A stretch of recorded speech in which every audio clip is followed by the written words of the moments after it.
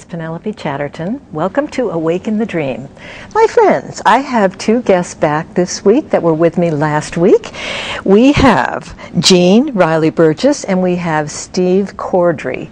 And they are partners at Shine. And I'm tempted to say partners in crime, but they're not.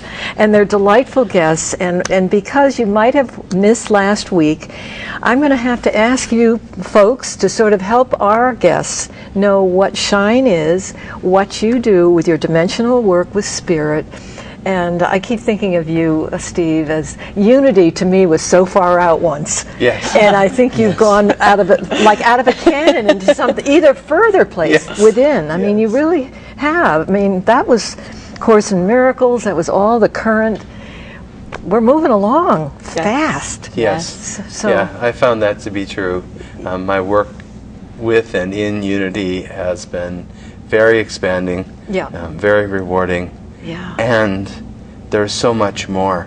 Yeah. And part of, I think, what I am here to do is not only to bring it to the world, but also, I hope, to bring it to unity itself. I am now on the board of the Worldwide Ministries Organization, and I'm interested to see. I had my first meeting last month, and I'm interested to see if perhaps what Jeanne and I are doing might actually enliven, synergize what has been happening in unity. So well, they accepted the course, didn't they? I mean, they did. Years ago. Yes. So it could very well be, it could be a lovely platform for you to enjoy. In fact, our core course, the 12 Powers, we were talking a little bit more about. I want to hear about that. Yeah. So we took this traditional unity teaching about these 12 powers of man. Okay. And that's where the 12 came. That's where 12. Okay. And we kind of arranged it into our own model of this clearing, limiting beliefs, things in your way, shoulds, roles, archetypes, connecting to your multidimensional self and other energies available, and then creating your life from that. Yeah. So That's what I'm curious. When we get to that, I want to get to that last part, but not yet. Yeah. We got to clear first. But it's a great example of taking something traditional and just adding something to it, like another evolution of it. Yeah. And to Unity's credit, they've approved it for continuing education credits for ministers and lay people. So they're already starting to accept some of what we're doing as part of the Unity curriculum. Wow. I'm impressed. Because it's, it's very simple. And sometimes simple things just get by us because it's too easy, or we want to go the tough route. We want to work our way there rather than surrender and open up. Then open up and just stay with it. Just take the moment. And isn't it all the same? Like many ways into the same thing. Oh yeah. Like we feel like this is our way that we're inspired to deliver, and the people who resonate will come for that. Yeah. And there's lots of other great ways out there. Just got to find your way. Yeah, I've had people chanting on here. Sure. You're doing all kinds of wonderful things that was their way of pouring their gifts out. Yeah. And as you said in the last program, Steve, it's the whole thing is just dying to get out of us. Yes. We need to shoot it out, and when I mean, the gifts, when you really are in the healing mode, everybody wins. I mean, everybody receives because you're all connected and sharing that energy. And right, and we said on the last program to follow your own heart. Whatever speaks to your heart must be right for you. Yeah. Yep. And we also talk about that idea that what is in your heart, that is the divine plan. That is the way to define. We don't need to really figure out what the whole scope of the divine plan is. Just trust that what Spirit puts in your heart for you is the divine plan unfolding through you as you. Sometimes it feels like chemistry when your heart sort of, there's something you have to do and you don't want to do it, and you sort of feel this little dread going through your chest, and it's like, that's kind of amusing to me. It's like, all right, but, I know once I get there or whatever, it's just interesting. It reminds me of what you're saying about listening to that feeling. Yeah. Listening to that feeling. And you've walked into a room, sometimes you can just pick up all kinds of stuff in that room. Sure. I mean. Sure. that's another little sidelight of this whole journey, right? The more open you get, the more affected you can be by all those energies. Thank you for saying that. We've had to be very vigilant in the last year about keeping our own... Yes, so we were talking about privacy before the show, which is a piece I'm working on. It's like, no one's going to really get what you're saying in this room, so why go there? When are you going to get it? I need a head slap. But that's a wonder, that even intensifies spirit working with you when you're really within with it without sharing it in the wrong place. Yep. Not only just sharing it in the wrong place, because obviously there's that pearls amongst, I don't want to say swine, that might be, that's just a metaphor. I know. But also in the openness, there's a lot of energy moving around us all the time, and we can be affected by that as well as us affecting others. So part of the practice is to maintain our own energetic integrity. Yeah. We're not supposed to be martyrs then, and put our toward. I wrestle with that a little bit. I don't know if we've all come from that, where our lessons were turn the other cheek, or you can do it, but martyrdom, no. I want to grow with somebody. Yes, and part actually when we started working together was you had that idea that my compassion is my gift to the world. Yes. But that compassion, right, can drain your entire energy field, so that you're not respecting your own energy field. Yeah. But you feel like that's your gift. It's like no. Yeah. No one's supposed to be here feeling awful and depleted. You can know who someone is even if they don't. You can give them that so that you get that back within yourself. But as Louise Hay always says, you don't have to have lunch with them.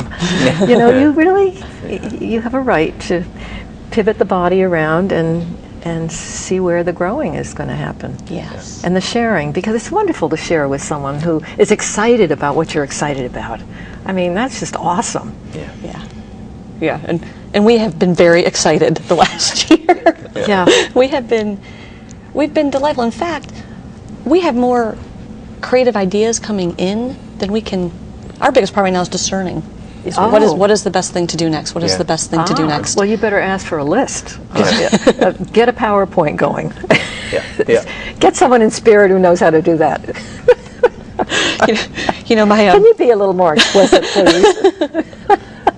Well, we have a list. I mean, we are starting with, we do individual healing sessions. We have classes, courses, workshops. Nice.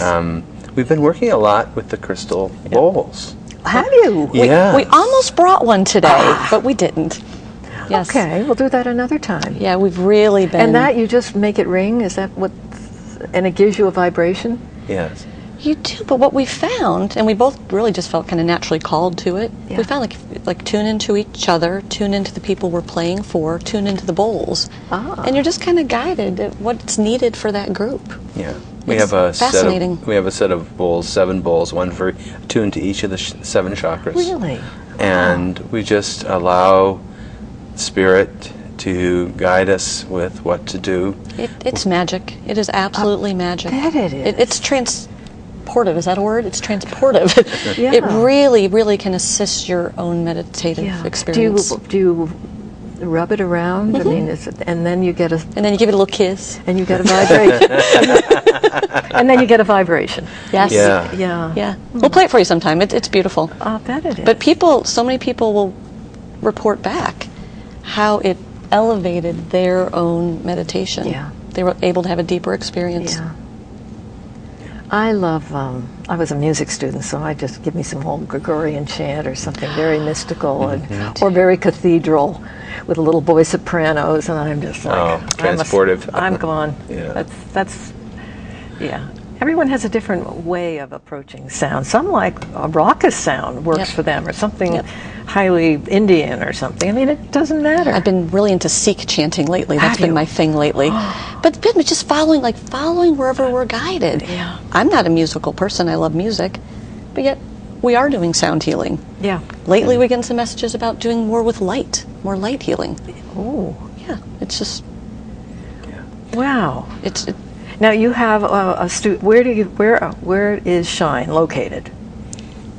Shine is located at 288 Cotuit Road in Sandwich. Okay. Now it's a big office building, or No. are you in another building? Or? No, I'll tell you what it is. It's Oh. it was a smile on his face. Oh, I love it. I'm so happy about it. It's just incredible. It was a Montessori school with an attached residence. Oh. So I live in the residence. Okay. And if you take the hallway at the end of my kitchen and open the door, there's an 800 square foot. That's huge. It's two large rooms that used to be classrooms, and we've repainted them and relit them, and we're just creating a beautiful meditative school for the soul. Yeah. A school for the soul. School for the soul. Yeah. And I notice you use, why 333? Is there any magic to 333, or someone have a favorite number? Well, I like the way it looks. I And it's do easy to too. remember. Yeah. You know, there's all kinds of teachings out there about numbers. For me, 33 has always been my lucky number. I was a big athlete growing up. It was always my jersey number. Oh. And then when I was looking around to name that first website, I think 333 is it the Ascended Masters, according to somebody. But the Ascended Masters are with you. And that just felt right. I And like now- 33. I do too. There's a little Jesus age Yeah. when he died. In my own life, I felt like 33 was a turning point in my own spirituality. Really? It's my soul number. Is it? Yep. It is. So there's something about it. Yeah. Yes, there is. So you're in Sandwich, and now on your website, people can find out where your workshops are. They can call you, email you, all of the contacts. Absolutely. All right. Absolutely. And we do the individual sessions by appointment, and it can be with me, it can be with Steve, it can be with the two of us, Yeah. depending on what feels right for you. Yeah. And then, we have different workshops we offer, and one of my favorite little things, I have two favorite things. One is, there's all the different ways in to get people's attention and resonate with them. We've been playing around with this breaking down pop songs. So we take a pop song, Yeah. Ooh. and then we break it down for the spiritual message, make a teaching around it, No. play the song at the end. What fun. It's so fun. We just delivered, was it in Providence? We just delivered the Superman. Yeah. The song Five for Fighting? Yeah, it's a song called Superman, 5 for Fighting, and it's really there's a particular verse in there that totally opens up the spiritual message about accepting yourself just as you are. Just as you are. It's like Superman's lament. He's Yeah. basically like, I am so tired of being Superman. I just want to be me. Yep. So we do this little workshop around, like, where are you tired? Like, where are you doing all these things because you think you should? Yeah. And not getting the help you need or the support you need. Yeah. But it has like a fun vibe, and that's one of my favorite things we do. Yeah, tell her about the other thing, because I think I know what it is. The second thing. My other That favorite your- thing that we your do at favorite Shine? Thing, yeah. Tap dance? But we would. No, it's a children's group called The Littlest Shaman. And it's sweet. It's very simple and sweet, but it's just, that idea that children are so naturally connected, and we just want to keep feeding that and reinforcing that and helping them maintain that connection. Yeah. I have 3 children. It's very important to me. Yeah. But we just do simple things like tune into your bird guide or get a message from your angel. Isn't it fun to be silly? I think spiritually we need to be just out there. I do too. I think you can tell when you have a personality in life where someone comes in and there's no mask, there's just this whatever. Yeah. Someone you can feel that really likes themselves enough to just risk whatever it is they are. I like that. Yeah. I find that's a very solid person. I do too, and it gives everyone else the room and they to do can the be same. Crazy, silly, and all of that, and it's refreshing when you think of how proper we could be. Well, yes, and especially us spiritual. The spirity. Sometimes calls it. Do you go around like this? Spirity people. The spirity people. The spirity people, and really, I like Meister Eckhart's quote that joy is the infallible evidence of the presence of spirit. Yeah. And not just a suggestion, the infallible evidence. And so part of the vibe that we're creating at Shine is about joy and fun, and that's just who we are. Yeah. So is it hard, well, it would depend on who's with you, but getting people to really open up and be really honest with themselves and with you? I mean, does that take any kind of special encouragement? Do you set the scene to make them feel like we can hear anything? We are able to hear whatever you want to say. Whatever you want to share. Nothing will shock us. I'm thinking about that a minute. I feel like the people largely who are drawn to work with us, they want a challenge. They want it. They want to be challenged. They want a challenge. They're ready okay. to share. And I think we listen to our own spiritual guidance of who need to tweak. You know, if there's something they're not sharing that we feel they need to, we'll find a way in to suggest. Okay. Yeah, but definitely, I think it's a trust building process. Yeah. And if we're on a one-on-one session and we've worked with a person before, it's much easier, I think, for them to go a little deeper, be a little bit more naked, if you will, in their in a larger group setting. Again, early on, it's a little, you have to be try to be sensitive to what's the dynamic, how much are we going to encourage people to really open up, and then, as you know, as groups spend more and more time in an intimate space together, it gets easier and groups easier. Groups are wonderful. They are. I love groups. We have a new group we just started with up in Amesbury, and one of the things they had to do was stand and deliver a truth about themselves at the end. It was like the culmination of that night's work. Yes. But we were shocked. Like, they were so brave in what they were willing to reveal about themselves. We're just looking at each other like, could I do that? Right. And you know it when someone is really speaking their truth. I mean, you feel it in your body. It's just the power of that overtakes you. What you can feel in your body, Steve. You've mentioned how your heart just tells you everything. It is we really need to be listening to that. I mean, we can't miss it if we dare to say there's something going on here, that something's telling me something. Yes, absolutely. And the shaman work often will start with that, doesn't it? I mean, Jeanne's has some training in... I'm a shaman. You're a shaman. I am a shaman. But yeah, that's absolutely where it started, like feeling just for yourself. Yeah. Now, you do the 2 and 3 gather together. Do you do one-on-ones as well? Maybe a man would be sometimes more comfortable with Steve. I mean, I'm sure you get all kinds of variety. I don't know. I feel like the men are coming my way. Well, who could blame them? Oh, that's great. But I think you should share, because we have a little time, about your experience with your heart attacks and how you really saw what happened to you, where your life was really changed, because your Unity was a chapter and it's been wonderful and it's still with you, but something happened to have you go to be able to work with Jeanne. I guess I'll just repeat that I feel like I'm a hard case. You know, the universe has kept sort of, nudging, knocking.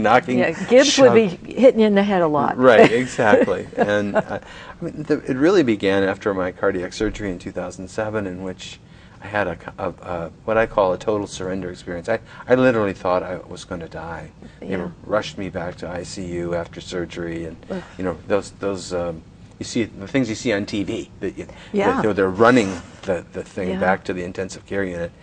And that night I just had such a breakdown. I had an emotional breakdown. The next morning I had what I call a holy snot prayer. Where everything is just flowing out of me and saying, I don't know whether I'm to live or die, to be healed or not, but whatever. I'm yours. It's okay, whatever it is. And I had a vision of myself on a promontory, like a white slab, and an abyss around me and below me, and a light. And I turned to that light, and something transformed in my soul, in which I just absolutely knew not only was I loved, I was cherished by the universe, by God, if you will. And that we all were, not just me, every one of us. That there was nothing we could ever do or say or think that would change that. It's unchangeable, unconditional cherishment for all of us. What a treat. Oh my gosh. To say the least. But I'm a hard case. And over time, those old patterns, those old habits of thinking and feeling reasserted themselves. And I had a couple of, not heart attacks, there's a slight distinction between an electrical problem and a plumbing problem. My plumbing had been repaired, but my electrical problem caused a cardiac arrest, where on the tennis court. And that was where I had another experience of literally meeting Jesus and Mary Magdalene. Yeah. And I can still, I can see his face right now. Yeah. And knowing that they were there for me, always had been. Yeah. But it wasn't until I got onto Jeannie's healing bed that I understood that, number one, you don't have to leave your body. You don't have to die. Your heart doesn't have to stop. You can connect with your own soul, your own spiritual guides, source energy, your multidimensional self. And it was, there that I came back with a freedom, a joy, a new person. And that's really how we got our start together. It was so powerful. Yeah. And you were given that together. Yes. So that was definitely the launch. That was the launch. That was the launch. It was the launch, and we didn't know it at the time at all. Yeah. Really, I mean, if you'd asked me, I thought it was about this person who I barely knew, frankly, needed this healing, needed this help. Yeah. I couldn't have imagined it would end up here today. Yeah. So this is what you are going to do and continue to do.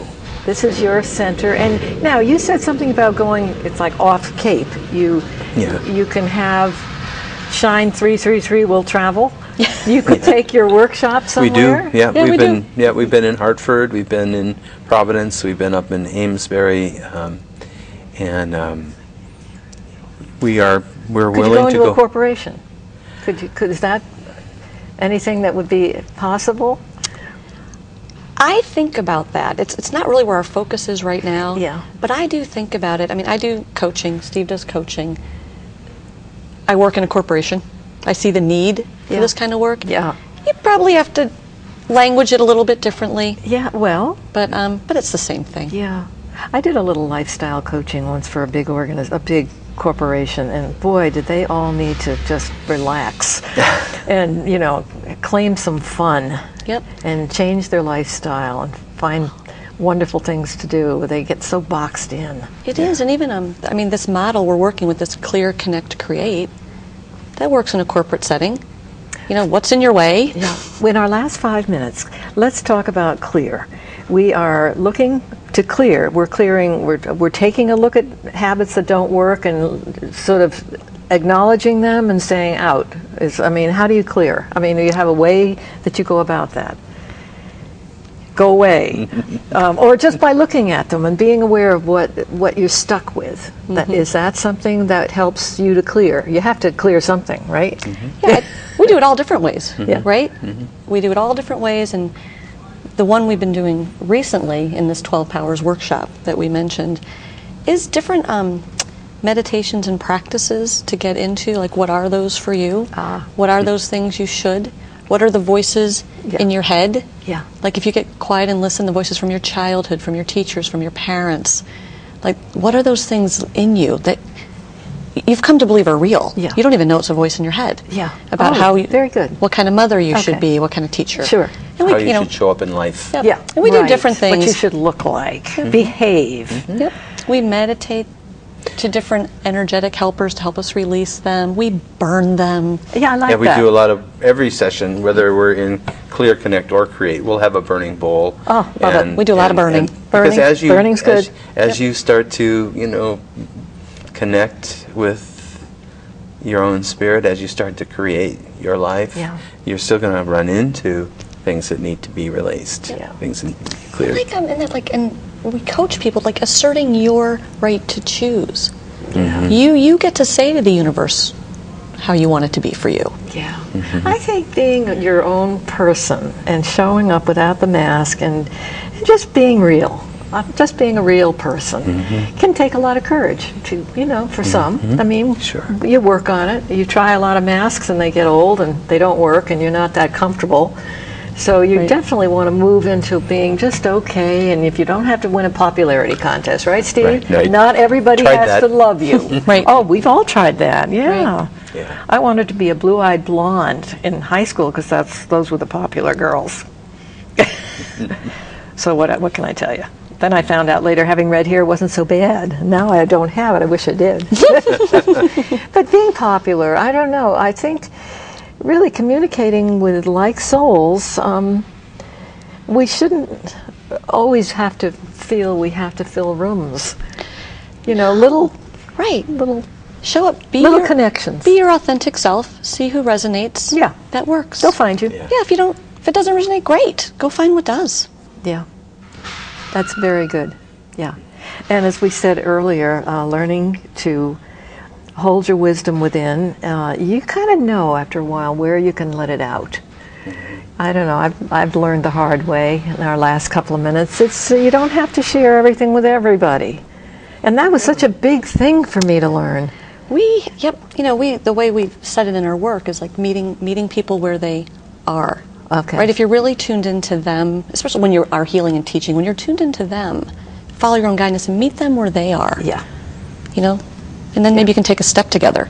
Yeah. If you try to meet them way up here. Yeah. Now that takes a lot of wisdom, doesn't it? It does. It takes a lot of intuitive awareness and connection. A lot of sensitivity. Yep. Yeah. I think that's the hallmark too. In terms of how I've changed what I do as a spiritual teacher in the world, from unity to what we're doing, is that, and Jeanne really has brought this, is to tune into each person individually, even if you're in a large group setting. Yeah. And sort of customize what you're bringing Yeah. to that large group based on what spirit really is telling you and it's had amazing results. People are touched. They're transformed. Yeah. I have to check out Jeanne, Reilly, Burgess, Steve Cordry. Thank you. Thank you so much. Thank you. And thank you, my friends, for joining us on Awaken the Dream. I will talk to you again soon.